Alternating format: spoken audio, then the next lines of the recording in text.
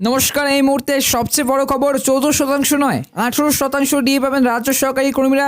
জুলাইতে কত বেতন ঢুকবে পশ্চিমবঙ্গের রাজ্য সরকারি কর্মচারীদের, এই মুহূর্তে সবচেয়ে বড় খবর।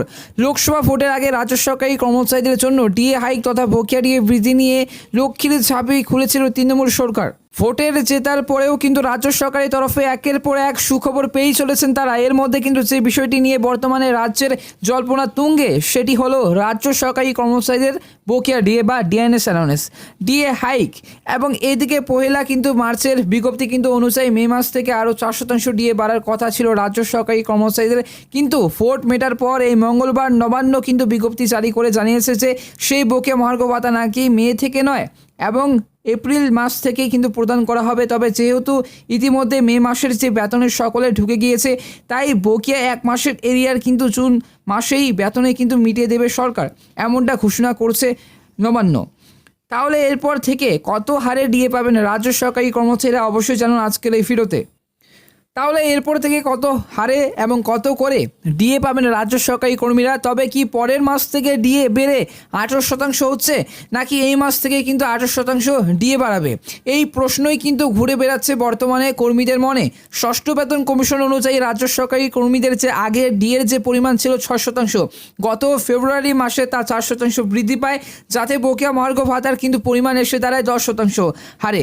এবং এরপর কিছুদিন পরেই কিন্তু রাজ্য বাজেটে আরও 4% বকেয়া মহার্ঘ ভাতা ঘোষণা করেন অর্থমন্ত্রী চন্দ্রিমা ভট্টাচার্য, যেটা মে থেকে কিন্তু কার্যকর হওয়ার কথা ছিল এবং জুনে কিন্তু ঢোকার কথা ছিল রাজ্য সরকারি কর্মী ও পেনশনার ব্যাংক অ্যাকাউন্টে। যাই হোক, সর্বসাকুল্য এবার যে বকেয়া মহার্ঘ ভাতা এরপর কিন্তু বেড়ে হয় 14%। এটাই ছিল রাজ্য সরকারি কর্মীদের জন্য ষষ্ঠ বেতন কমিশনের চূড়ান্ত গুরুত্বপূর্ণ বকেয়া মহার্ঘ ভাতা। কিন্তু মঙ্গলবার নবান্নের যে বিজ্ঞপ্তির পর তা নিয়ে কিন্তু ধোঁয়াশা দেখা দিয়েছে একাংশের মনে। রাজ্য সরকার এরিয়ার তো দেবে, কিন্তু তার জন্য কি ডিএ হাইকের যে পরিমাণ বাড়বে এরপর থেকে, সেটাই কিন্তু ভেবে পাচ্ছিলেন না কেউ।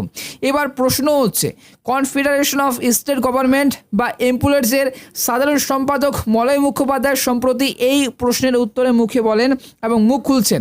এবার যে বলেন যে মলয় মুখোপাধ্যায় সম্প্রতি এই প্রশ্নের উত্তরে মুখ খুলছেন, আর তার কথা শুনে স্বস্তি মিলেছে কিন্তু রাজ্য সরকারি কর্মীদের। জুলাই মাসে কত বেতন ঢুকবে, এরপর থেকে কত শতাংশ ডিএ পাবেন যে সরকারি কর্মীরা, সেসব কিন্তু কিছু স্পষ্ট করেছেন তিনি।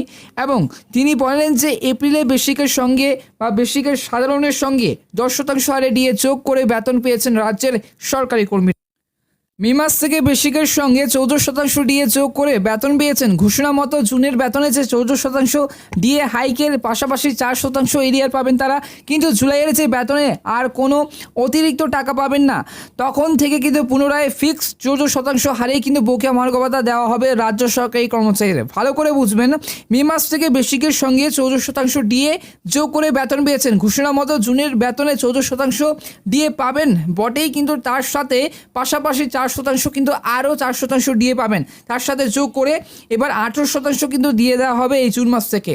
এবার প্রশ্ন হচ্ছে, অর্থাৎ সহজ কথায় এই ঘোষণা নতুন কোনো কিন্তু ডিএ হাইক নয়, বরং যে অর্ডার মে মাস থেকে কার্যকর হয়েছিল, এবার থেকে নতুন অর্থবর্ষ তথা এপ্রিল মাস থেকেই বেতন বাড়বে। আর যেহেতু এপ্রিল মাস থেকে কিন্তু কার্যকর হচ্ছে, আর এপ্রিলের যে মাসের বেতনে যারা পেয়েছেন তাদের অতিরিক্ত টাকা বকেয়া হিসাবে কিন্তু পরবর্তীতে পেয়ে যাবেন। তাই বর্তমানে রাজ্য সরকারি কর্মীরা প্রাপ্য ডিএ কিন্তু 14%ই হবে, কিন্তু এই মাস থেকে কিন্তু 4% কিন্তু পাশাপাশি বাড়ানো হয়েছে।